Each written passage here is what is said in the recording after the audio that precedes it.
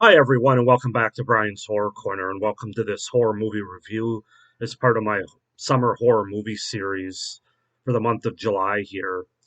Before we get started, I wanted to show you guys a new t-shirt I got representing Scream. Yeah, just got this the other day, wearing it for the first time for this video, so it really feels comfortable. It looks great, and I'm excited to have it. I'm adding to my horror clothing collection now as I talk about movies. So today we're going to jump into the subgenre, especially as it relates to summer horror movies, of aquatic horror. And obviously, last year I watched and reviewed as part of one of my series, the most famous and well done aquatic horror movie. And that's, of course, the original Jaws from 1975. Today we're going to be taking a look at a movie that came out a few years later that I hadn't seen before, and that is the original Piranha, the Roger Corman produced and Joe Dante directed movie from 1978. So, yeah, let's just go ahead and get into it, starting with the setup, the premise, and the cast, and then I'll get into my thoughts and review, which will be spoiler free. So, Piranha is a 1978 American horror comedy film directed and co edited by Joe Dante. The film tells the story of a river being infested by lethal, genetically altered piranha, threatening the lives of the local inhabitants and the visitors of a nearby summer resort. Produced by Roger Corman, Piranha is the first of a series of low budget B movies inspired by the film Jaws, which had been a major success for Universal Pictures and Steven Spielberg.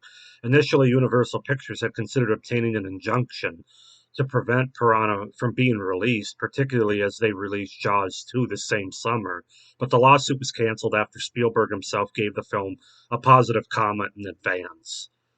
So basically, the film opens with two teenagers who find an abandoned military compound and skinny dip in a holding pool. But they are attacked by an unforeseen force. Sometime later, determined yet absent minded skip tracer Maggie McKeon is dispatched to find the missing teenagers near Lost River Lake and hires surly backwoods drunkard Paul Grogan to guide her. They discover the compound and find the bizarre jarred specimens and evidence of an occupant inside, locating a drainage switch for the nearby pool. McKeon empties it to search the bottom, but a haggard man enters and tries to stop her until Grogan subdues him. The pair find a skeleton in the pool filtration trap and learn it was filled with salt water. The man awakens and steals their jeep, but crashes due to being disoriented and is taken to Grogan's home. The next day, as the three travel downstream, the stranger tells the pair the pool was filled with a school of piranha, and McKeon, McKeon, I'm going to go with McKeon, I don't know if I'm pronouncing that right, released them into the river. She and Grogan are skeptical until they come across the corpse of Grogan's friend, Jack. Yeah, so that's the setup and the premise. Cast wise, we have Bradford Dillman as Paul Grogan, Menzies as Megan McKeon, Kevin McCarthy as Dr. Robert Hoke, Keenan Wine is or Wynn. I'm sorry, Keenan Wynn is Jack. Dick Miller is Buck Gardner. Barbara Steele is Dr. Mengers. Belinda Blasky is Betsy. Melody Thomas Scott is Laura. And Bruce Gordon is Colonel Waxman. So yeah, that's kind of the setup, the premise, and the cast for the 1978 movie Piranha.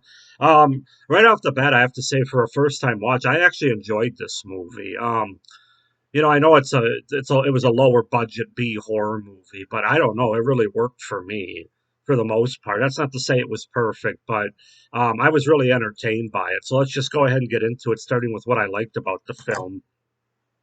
And right off the bat, I liked the opening of the movie with the two teenagers. Um, I think it was an effective sequence that got the audience invested in the movie right away. And certainly, they took from Jaws, the beginning of that movie, of course, when you have the drunk guy and the gal who goes skinny dipping, and the guy can't get off the beach because he's too drunk. And of course, we all know what happens to her at the beginning of that movie to take you. And it's kind of similar in this situation, despite the fact that these two characters aren't the brightest bulbs on the tree and they make some really bad decisions. But like I said, it was a good grab to start this movie and an effective way to get the audience invested. So that's the first thing that caught my attention. Also in this movie, I really liked the characters, especially the two main leads, Paul and Maggie. I found them that they were likable, despite the fact that they were both flawed. You know, Paul is obviously a drinker and just kind of keeps to himself as a hermit. He has a daughter at a camp nearby, but he doesn't really work or do anything. But he's still likable. Same, and Maggie is very determined. Um, very determined female lead, but differently, she's not perfect, and I think that's something that is a lot different than what you see nowadays. She's a little absent-minded, as I said in my description, um, but very determined. She's also got sort of a humorous side to her that I enjoyed. Yeah, I just really enjoyed those two main leads and really come to care about them and their ability to stop the spread of piranha as this movie goes on. The other characters as well, even the bad or jerky characters, I thought were pretty well established, especially for a B horror movie, compared to others that I've seen anyway. The acting in the movie was pretty solid for the most part, especially by Kevin McCarthy, Barbara Steele, and Heather Menzies. I thought they were really good and thought they brought some depth to the characters. Those three in particular really did a good job, in my opinion. Um, Talking about the practical effects, of course, this is 1978, so CGI is not a thing. Despite the fact that some of them are kind of archaic, especially on a low budget, I thought they were really well done by using quick cuts, good editing, and lots of blood and effective sound design. Basically, the sound that the piranhas make as they're attacked, and kind of a dentist drill kind of sound, basically, is what they said in the special features that they use, particularly as the piranha attack. Yeah, they just for not really showing the piranha that much, or for not having obviously much of a budget for this movie. I thought it was very creative and very effective with how they did it. Like I said, obviously quick cuts, a lot of close-up shots of quick cuts and fast editing. But I thought it worked. It worked for me anyway. Great, great practical makeup effects as well, especially as it relates to the victims of the piranha attacks. Whether it's seeing Jack's feet, like his calves, all the way down where it's nothing but bone. Everything's been eaten off the bone. Some of the other ones that are floating in the water, really good makeup effects from a practical standpoint. Um, and I thought there was pretty solid gore and blood in this movie as well. Obviously, it's a lot of blood in the water, so it's mixed with whatever concoction they used there. But it was effective, I thought. Good. Another thing about this movie, now it does say that it's a horror comedy. I don't know if I would describe it as a horror comedy. Maybe back in the day that was considered more. I think this movie is a little bit more serious than it isn't, but certainly there's humor in it, and I think it's one of the better done. If you want to call it a horror comedy, I think it's one of the better done horror movies with well placed and well effective, or not well, but effective humor, I guess is what I'm trying to say. I didn't feel like it was an overly funny movie or took away from the horror or suspense of it, but there's really good humor placed throughout the movie that landed pretty well and it wasn't forced. As I said, especially related to the characters of Paul and Maggie. I thought as they're trying to escape from jail and stuff, and especially her, I thought she had some really good humorous moments, and he did as well. Um, and it definitely added to the entertainment of the movie, and it's a harder thing than a lot of people realize when it comes to placing comedy or humorous elements into a movie that by and large is more on the serious or darker side. I thought they had the perfect balance in this movie, especially for a B horror movie once again. So really enjoyed the humor in this movie without it being overly funny or overly silly, I should say, or campy, although it is a campy movie. Um, Good intense scenes with suspenseful moments as well, like when there's a scene where they're on this kind of man-made raft with like logs holding it together, and it starts coming apart, and that was a really intense scene, as well as some of the scenes we get at the end, at the resort as well as a campsite. But yeah, there's definitely suspenseful moments, including children being attacked, which you don't often get in a lot of horror movies, especially aquatic movie horror movies.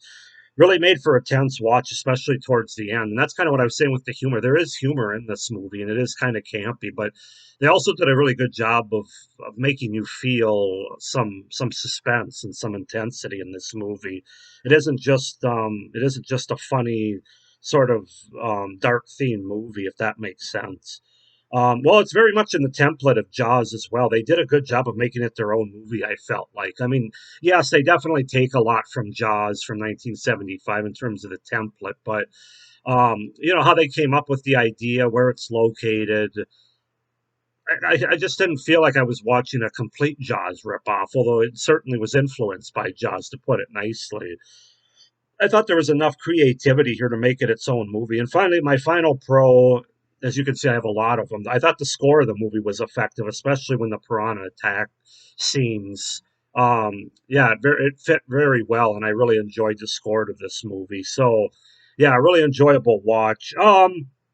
As far as things that I didn't like about the movie, obviously the story is the first thing that comes to mind. It's kind of a ludicrous story with this whole military compound and these genetically engineered mutant piranhas for the purposes of this movie. Um, as an audience, I think you're just kind of expected to go with it, shut up and don't ask questions, which there's a lot of horror movies like that. But that's one thing, obviously, that you got to bring up. It isn't the most. It isn't a story that's obviously